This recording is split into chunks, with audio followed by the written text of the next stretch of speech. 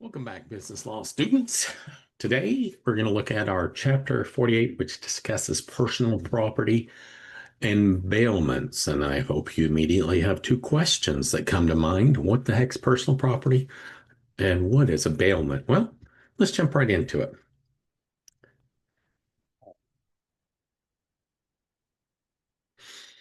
Here we go. Bear with me. Well, first of all, there's a few things we're going to learn here. Personal property, how you acquire personal property, types of personal property, types of bailments, and the duties of bailments. Let's jump right into a video which describes to us what personal property is as opposed to real property. The Now the distinction, the best explanation I found actually is in a real estate licensing course, but this guy does a really good job on describing the differences between personal property and real property. So let's switch over to that one. Bear with me.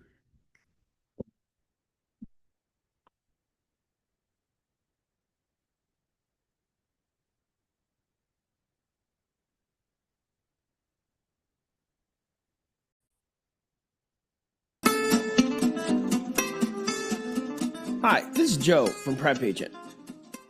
Have you ever wondered why they call it a real estate license, not a house sales license or a land sales license, but a real estate license? Real property is usually defined as land and anything attached to it, as well as the bundle of rights that come with the property ownership. The word estate has to do with the duration of ownership. Real property usually refers to items that are considered immovable, such as homes and buildings. This is not always the case. For example, pool coverings and window blinds are movable, yet they are often considered real property and will go with the property when ownership is transferred.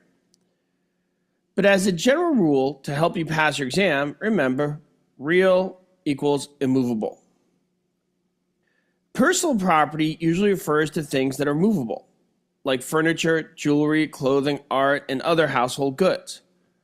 I always like to say that personal property will go with the person, as it does not run with the land. On your exam, you may also see personal property referred to as chattels or personalty. To help you remember this, think of the word cattle. Cattle sounds like chattel, and cows say move, therefore chattels are movable property.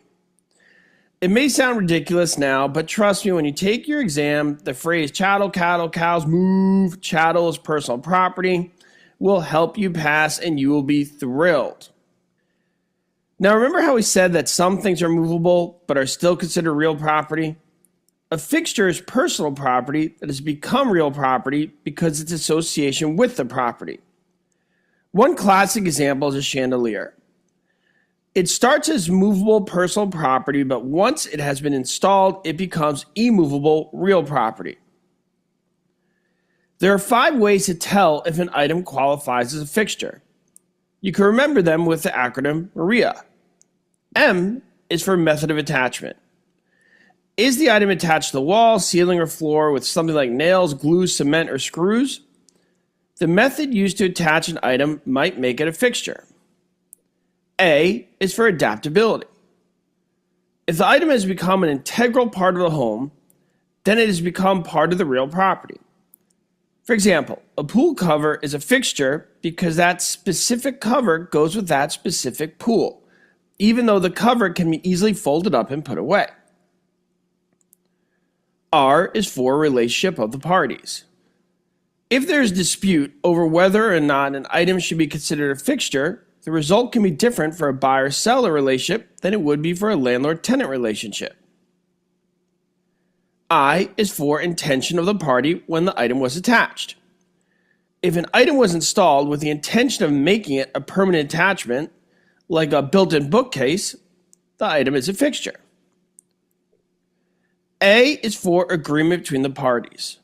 Most purchase contracts will contain a clause defining which items are included with the sale. Any agreement between the two parties will override all the other factors when determining whether or not an item is a fixture. Trade fixtures are items that are often immovable based on their attachment to real property. But unlike ordinary fixtures, which become part of the real property, trade fixtures go with the person or entity that owns the business where the fixture is installed because they are considered personal property. A common example is a dentist chair. Even though it is attached to the property, the dentist will take that chair with them when they move to a different location. In summary, remember, personal property is generally movable as it goes with the person.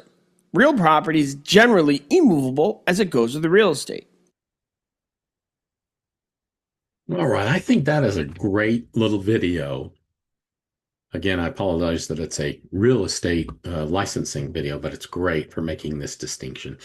And sometimes we want to make let's think about your house, your parents' house, a house with which you're familiar. Let's just do a real quick mental exercise as we think about that house, that home. Well, as we walk up to the home, we see obviously the sidewalks, the driveway, et cetera, and we know that's permanently attached. That's definitely all the fixture. The guy's out front mowing. Well, I would argue that that's not a fixture. When he sells the home, he'll take the mower with him. Trees, as soon as you plant them, they become affixed, if you will, to the real estate. You go inside, and then sometimes it's a little tricky, but if I go inside and I look at the lights, like a ceiling fan, that's a fixture. If I look at the stove, that's probably a fixture. Bookcase, I don't know. That's probably something I'm going to pick up with me when I move. But in any event, oh, and let's go to the backyard. Your uh, child is digging back there and strikes oil. Well, if you own the real estate, then theoretically you own the oil under your backyard. So if an oil company sets up in your backyard and extracts the oil, then they will probably pay you a royalty for that. So while the oil was part of your property, it was really real property. But when it comes out, it's no longer real property. It becomes personal property. So basically, let's hit the checklist. Personal property is the easy way to think of it as everything that's not real property, a home, land, etc. And it can be tangible or intangible. You might recall one time we talked about intellectual property. Well, that includes things such as patents, know-how, trademarks, copyrights, etc., trade secrets. That is an intangible or intellectual property right that one can argue is personal property. Um, Another concept, property can be converted, real property can be converted to personal property, can be converted to real property by attaching it to the real property with an intent that it be fairly permanent. Um, if you're renting an apartment right now, you may well be aware that the landlord is probably paying insurance on the apartment, the real property. But if there's a fire or something, you don't recover for your bed and clothing and etc. unless you have insured it with rental insurance. Again, that's a distinction between real property and personal property. All right, I'll share and get over to this outline here.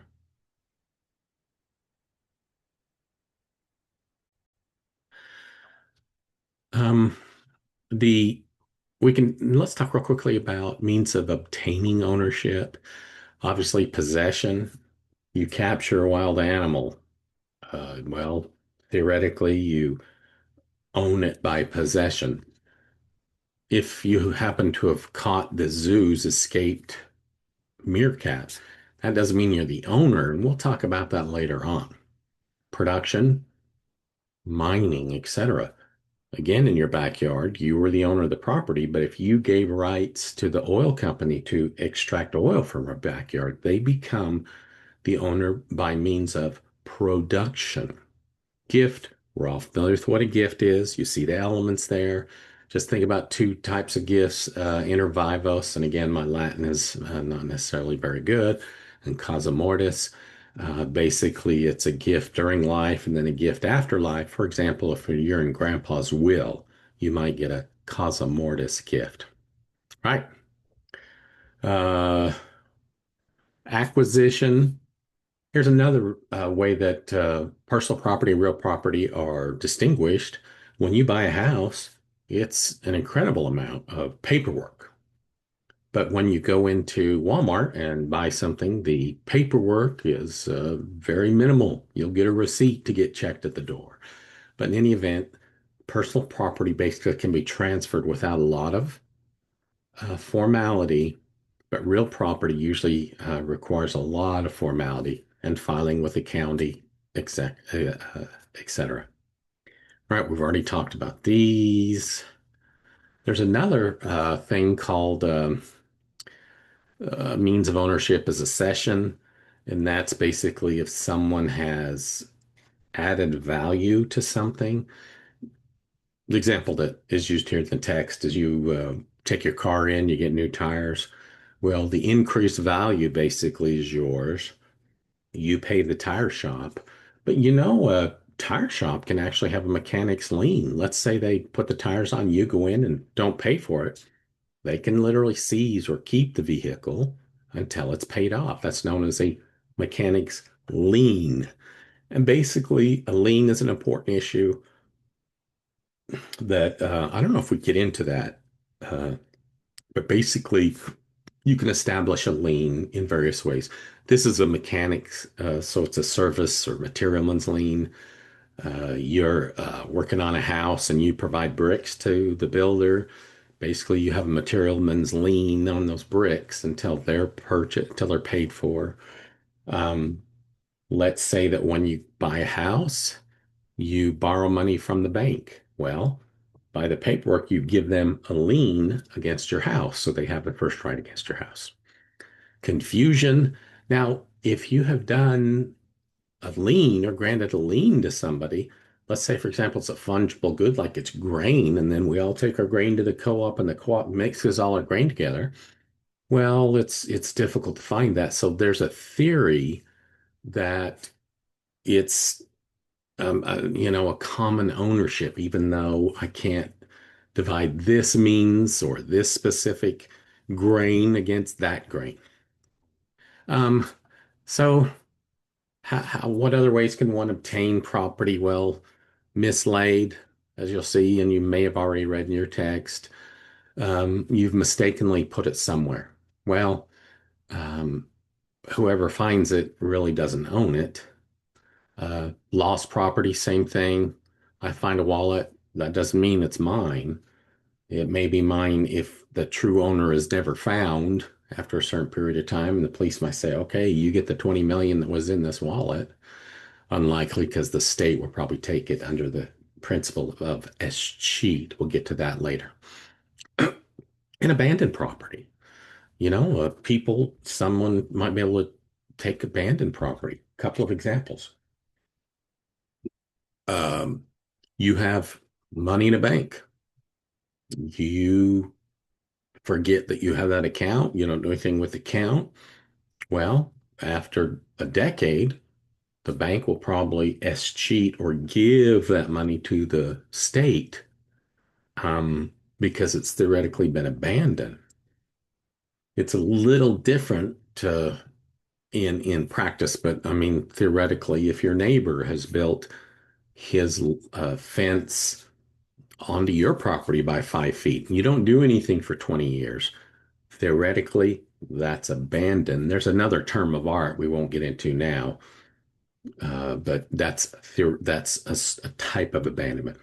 Right now, we've talked about real property and we've talked about personal property. Let's talk about bailments. And that's basically when I give someone else my personal property, not as a gift, but to hold it. Okay. There's a little video here we're going to jump to. Bear with me.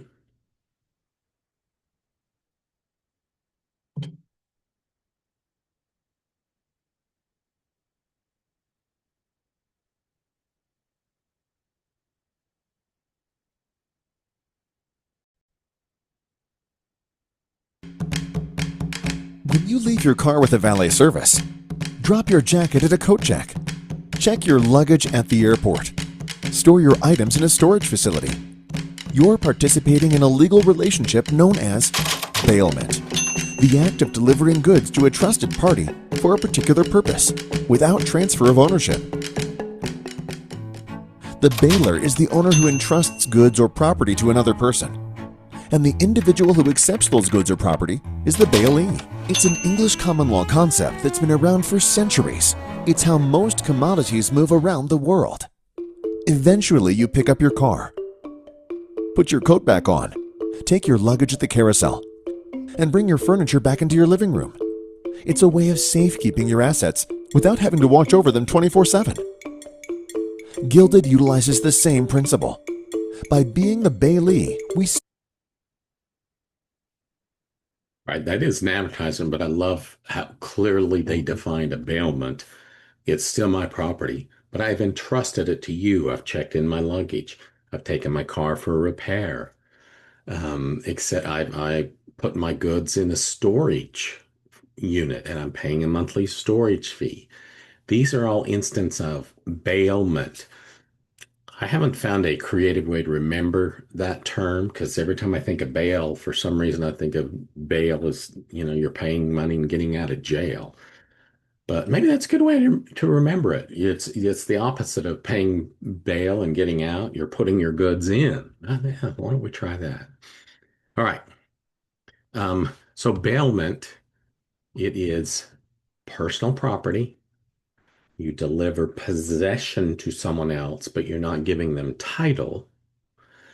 And there's an agreement, whether written or not, that you'll get it when you come to pick it up. Pretty easy, right? That is a bailment. Um, there are, we can look at bailment, we can unpack this and look at it in a few different ways. Number one, a bailment solely for the benefit of the bailor, the person when you're dropping your car off. Okay.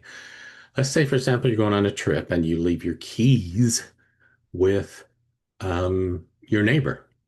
Well, what sort of duty of care does your neighbor have to take good care of your keys? Well, not a lot. It's right there in our little scale there, if you will. When it's all for your benefit and somebody's basically doing you a favor, they have a very slight duty of care to take care of your keys.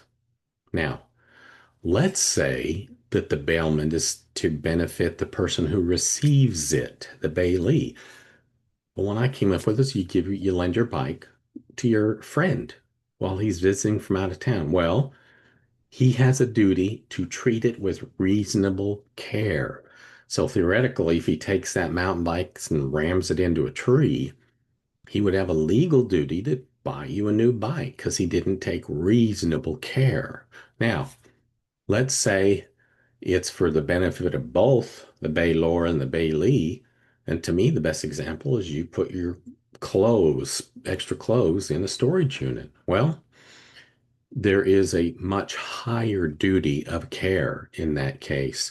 And the storage unit company has to exercise ordinary care, and then they will indeed be liable for ordinary negligence.